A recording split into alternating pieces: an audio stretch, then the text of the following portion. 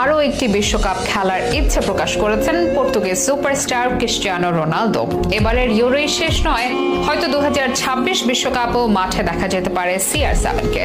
Ronaldo মনে করেন পরবর্তী বিশ্বকাপে খেলার জন্য তিনি ফিট থাকবেন, তাই টানা 6 বিশ্বকাপে খেলার এবং গোল করার রেকর্ড করতে চান তিনি, যা এখন পর্যন্ত কোনো ফুটবলার পারেনি। এসব কথা খোদ রোনালদোই জানিয়েছেন সাম্প্রতিক সময়। তবে ভক্তদের মাঝে দেখা যাচ্ছে মিশ্র প্রতিক্রিয়া। কেউ চাচ্ছেন আরও একবার প্রিয় তারকাকে বিশ্বমঞ্চে দেখতে, কারো আবার মন্তব্য ফর্মহীনতায় সমালোচনায় পড়ার ঝুঁকি অপেক্ষা অবসরে যাওয়াটাই ভালো সিদ্ধান্ত হবে।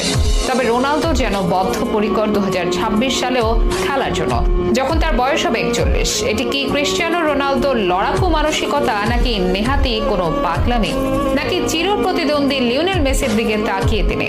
কি প্রতিক্রিয়া ভক্তদের, জানাবো বিস্তারিত আয়োজনে। চলমান ইউরো থেকে বিদায় নিয়েছে পর্তুগাল। কোয়ার্টার ফাইনালে